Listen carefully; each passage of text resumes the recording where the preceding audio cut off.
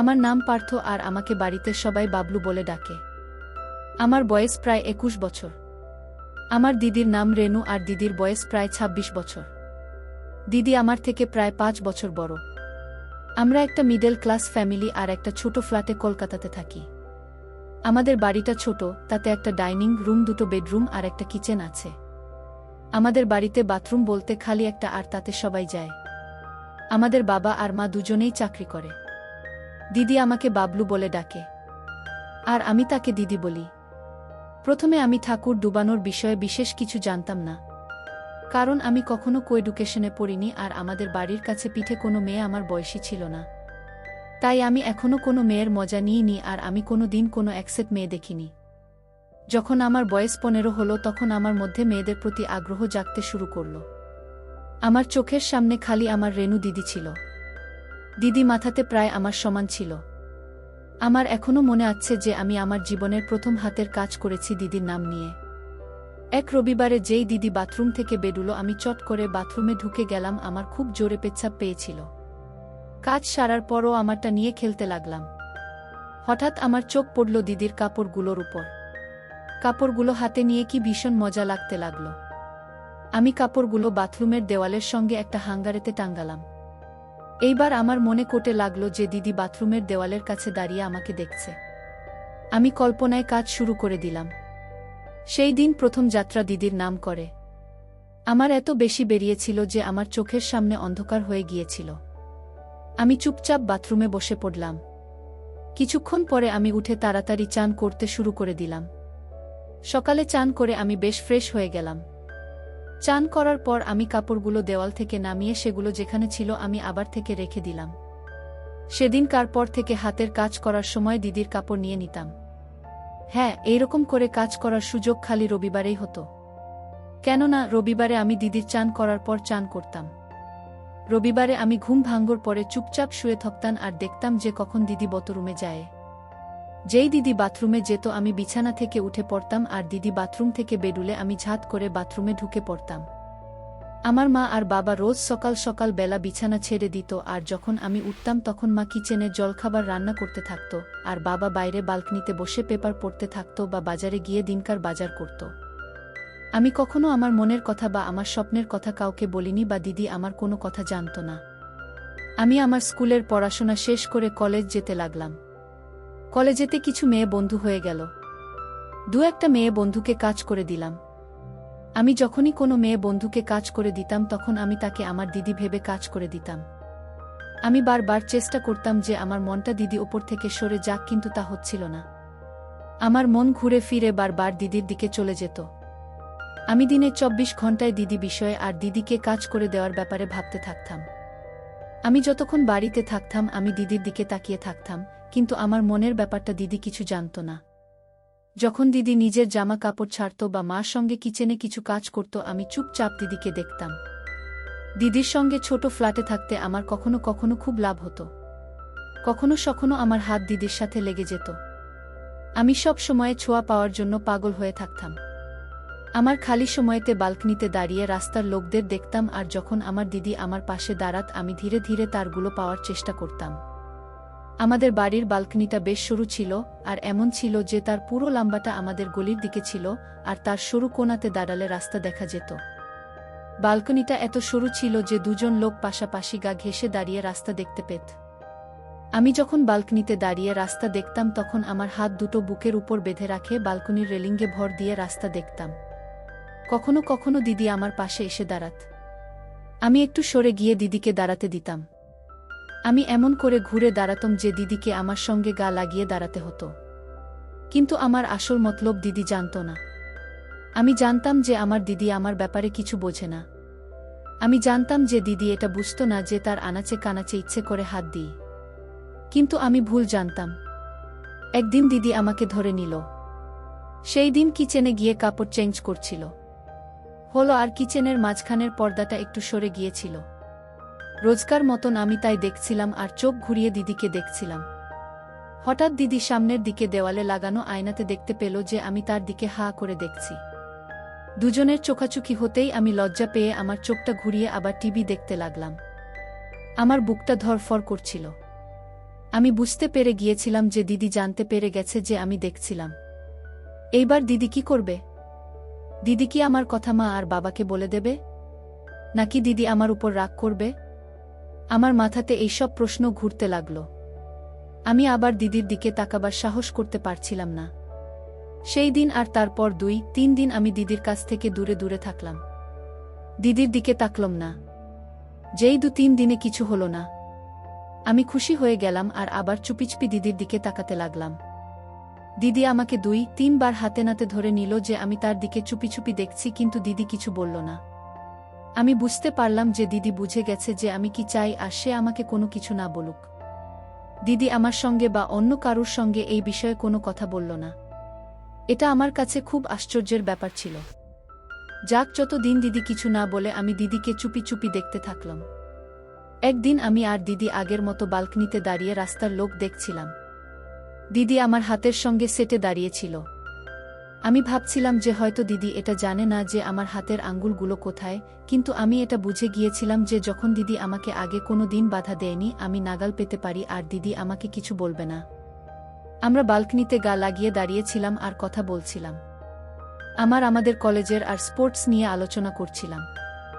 আমাদের বালকনির সামনে একটা গলি ছিল বলে আমাদের বালকনিটা বেশ অন্ধকার ছিল। কথা বলতে বলতে দিদি হাত দিয়ে আমার আঙ্গুলগুলোকে ধরে আলদা করে দিল। দিদি বুঝতে পেরে গিয়েছিল। দিদি খানিকক্ষণের জন্য কথা বলা বন্ধ করে দিল, কিন্তু দিদি নিজের জায়গা থেকে নড়ল না আর আমার হাতের সঙ্গে দাঁড়িয়ে রইল। দিদি আমাকে কিছু বলল না আর আমার সাহস বেড়ে গেল। তারপর আমি আমার হাতের পুরো পাজাটা ব্যবহার করলাম। আমি ভীষণ ভয় পাচ্ছিলাম। কে জানি দিদি আমাকে কি বলবে। আমার পুরো শরীরটা ভয়ে কাঁপছিল, কিন্তু দিদি আমাকে কিছু বলল না। দিদি খালি একবার আমাকে দেখল আর আবার রাস্তার দিকে দেখতে লাগল। আমি ভয়েতে দিদির দিকে তাকাতে পারছিলাম না আর আমিও রাস্তার দিকে তাকিয়েছিলাম, কিন্তু দিদি আমাকে কিছু বলল না। আমার মনে হতে লাগল যে আমি স্বর্গে আছি। দিদিও আমাকে একবারের জন্য বাধা দেয়নি। দিদি চুপচাপ আমার পাশে দাঁড়িয়ে কাজ করিয়ে নিচ্ছিল। আমি এই ভেবে আরও খুশি হচ্ছিলাম যে আমার থেকে 5 বছরের বড় দিদি চুপচাপ আমার পাশে দাঁড়িয়ে নিজের ছোট ভাইকে দিয়ে কাজ করিয়ে নিচ্ছিল। হঠাৎ মার গলার আওয়াজ পেলাম। মার আওয়াজ পেতেই দিদি আমার হাতটা সরিয়ে নিয়ে মার কাছে চলে গেল। সে রাতে আমি একদম ঘুমোতে পড়িনি। সারা রাত খালি দিদির কথা ভাবছিলাম। পরের দিন আমি রোজকারের মতন বালকনিতে দাঁড়িয়ে রাস্তার লোক দেখছিলাম। কিছুক্ষণ পরে দিদি বালকনিতে এসে আমার থেকে 3 ইঞ্চি দূরে দাঁড়িয়ে থাকল। আমি 2-3 মিনিট অবধি চুপচাপ থাকলাম আর দিদির দিকে দেখতে থাকলাম। দিদি আমার দিকে দেখল। আমি হালকাভাবে মুচকি হাসলাম, কিন্তু দিদি পাল্টে মুচকি হাসল না আর রাস্তার দিকে তাকিয়ে দাঁড়িয়ে রইল। আমি দিদিকে আস্তে করে বললাম, দিদি আরও কাছে এসো না। কেন? দিদি আমাকে জিজ্ঞেস করল। আমি পরিষ্কারভাবে দিদিকে কিছু বলতে পারছিলাম না। দিদি বলল, কি ছুতে চাস? পরিষ্কার করে বল, দিদি আমাকে বলল। তখন আমি দিদিকে ধীরে ধীরে বললাম, হ্যাঁ দিদি। দিদি আমাকে আবার বলল, পরিষ্কার করে বল। তখন আমি দিদির দিকে তাকিয়ে মুচকি হেসে আস্তে করে বেহায়ের মতো বললাম, কিন্তু এখনই মা আসতে পারে। দিদি তখন মুচকি হেসে বলল। আমি আবার মুচকি হেসে দিদিকে বললাম, মা এলে আমরা আগে থেকে জানতে পারব।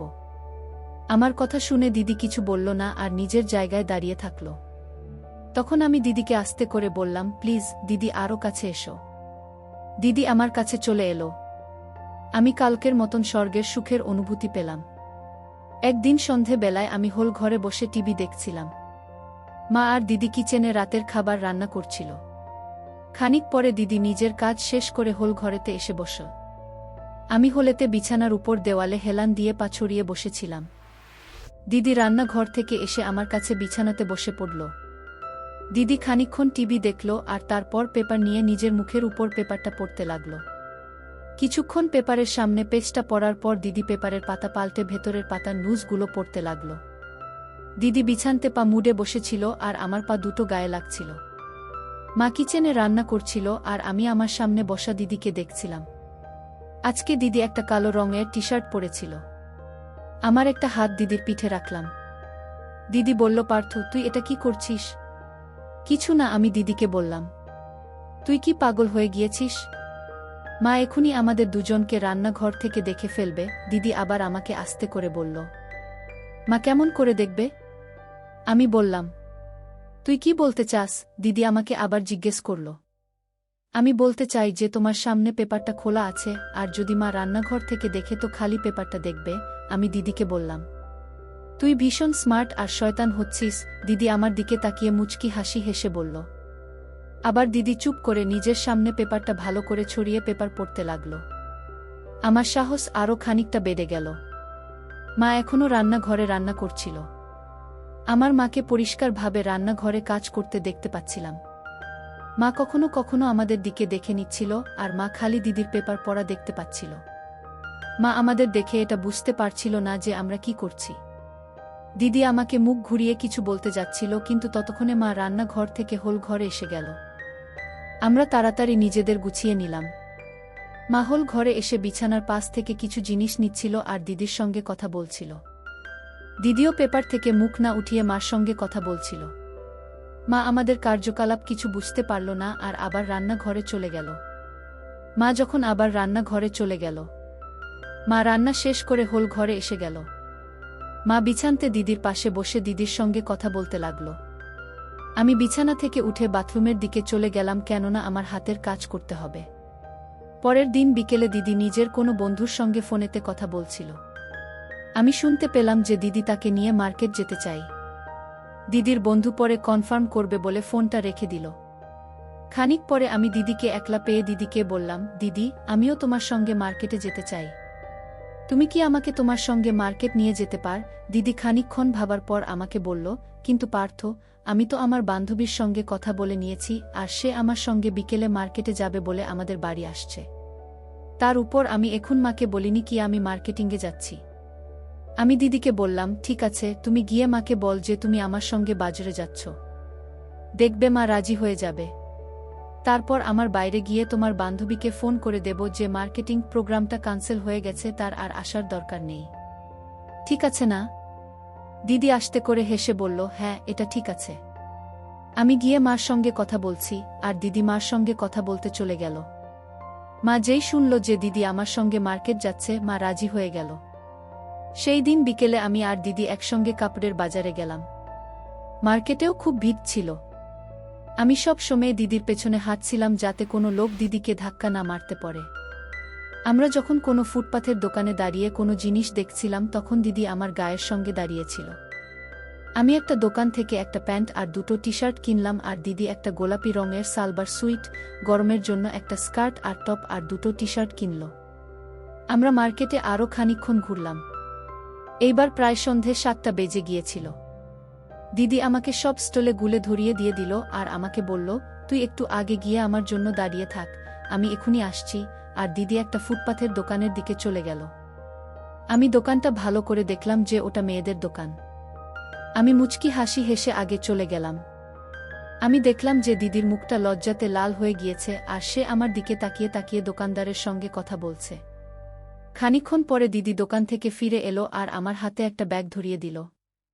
আমি দিদিকে দেখে একবার মুচকি হাসলাম আর কিছু বলতে যাচ্ছিলাম কি দিদি আমাকে বলল, তুই এখন কিছু বলিস না আর চুপচাপ আমার সাথে চলতে থাক। আমরা চুপচাপ চলতে লাগলাম। আমি এখনই বাড়ি যেতে চাইছিলাম না, আর আমি দিদির সঙ্গে একলা আরও কিছুক্ষণ সময় কাটাতে চাইছিলাম। আমি দিদিকে বললাম, দিদি চলো আমরা গিয়ে লেকের ধারে বসি আর ভেলপুরি খাই। না, দেরি হয়ে যাবে, দিদি আমাকে বলল। কিন্তু আমি দিদিকে আবার বললাম, আরে চলো না দিদি, এখনো খালি সন্ধে 7টা বেজেছে। আর আমরা খানিকক্ষণ লেকের ধারে বসে ভেলপুরি খেয়ে বাড়ি চলে যাব। তাছাড়া মা জানে তুমি আমার সঙ্গে বাজারে এসেছো, তাই মা চিন্তা করবে না। দিদি খানিক ভেবে বলল, ঠিক আছে, চল লেকের ধারে গিয়ে বসি। দিদি আমার কথাতে রাজি হওয়াতে আমি খুব খুশি হয়ে গেলাম, আর আমরা দুজনে লেকের দিকে হেঁটে যেতে লাগলাম। মার্কেট থেকে লেকে যেতে প্রায় 10 মিনিট লাগে। আমরা আগে গিয়ে একটা ভেলপুরিওয়ালার কাছ থেকে ভেলপুরি নিলাম আর একটা জলের বোতল কিনে নিলাম, তারপর গিয়ে লেকের ধরে বসলাম। আমরা লেকের ধরে পাশাপাশি পা ছড়িয়ে বসেছিলাম। আমাদের চারধারে বেশ কিছু ঝোপ মতন গাছ ছিল। লেকের ধরে বেশ ঠান্ডা ঠান্ডা হাওয়া চলছিল। এক কথায় সময়টা খুব রোমান্টিক ছিল। আমি আর দিদি ভেলপুরি খাচ্ছিলাম আর কথা বলছিলাম। আমি কখনো কখনো দিদির মুখের দিকে দেখছিলাম। যখন দিদির ভেলপুরি শেষ হয়ে গেল তো আমি দিদিকে বললাম, চলো দিদি, আমরা গিয়ে ওই বড় ঝোপের পেছনে বসি। কেন দিদি আমাকে জিজ্ঞেস করল। তখন আমি দিদিকে বললাম, ঝোপের পেছনে আমরা আরাম করে বসতে পারবো। তখন দিদি বলল, কেন, এখানে কি আমরা আরাম করে বসে নেই? হ্যাঁ, আমরা আরামে বসে আছি, তবে ঝোপের আড়ালে আমাদের কেউ দেখতে পারবে না। আমি দিদির চোখে চোখ রেখে বললাম। তখন দিদি অকথা মিষ্টি হাসি হেসে আমাকে বলল, বাবলু, তুই অন্য লোকের চোখের আড়ালে গিয়ে আমার সঙ্গে কেন বসতে চাস? তখন আমি দিদির একটা হাত ধরে দিদিকে বললাম, দিদি তুমি জানো যে আমি কেন তোমার সঙ্গে অন্য লোকের চোখের আড়ালে গিয়ে বসতে চাই? তখন মুচকি হাসি হেসে বলল, ঠিক আছে, কিন্তু খুব অল্প সময়ের জন্য। আমাদের এমনিতে দেরি হয়ে গেছে আর আমাদের বাড়ি ফিরতে হবে। আর দিদি উঠে বড় ঝোপ গাছের পেছনের দিকে হাঁটতে লাগল। আমিও তাড়াতাড়ি উঠে সব বাঘগুলো উঠিয়ে দিদির পেছনে পেছনে হাঁটা শুরু করে দিলাম। বড় ঝোপটার পাশে আরও একটা ঝোপ গাছ ছিল, আর তাতে তার মাঝখানে বেশ খানিকটা জায়গা খালি ছিল। আমি ওখানে গিয়ে দেখলাম যে এখানে বসলে কেউ আমাদের দেখতে পারবে না। আমি গিয়ে সেই জায়গায় আগে বাঘগুলো রাখলাম আর তারপর বসে পড়লাম। দিদিও এসে আমার পাশে বসে পড়ল। দিদি আমার কাছ থেকে প্রায় 1 ফিট দূরে বসল। আমি দিদিকে আমার আরও কাছে বসতে বললাম। দিদি একটু সরে এসে আমার কাছে এসে বসল আর এইবার আমাদের কাঁধগুলো এক হলো। আমি দিদিকে আরও আমার কাছে টেনে নিলাম।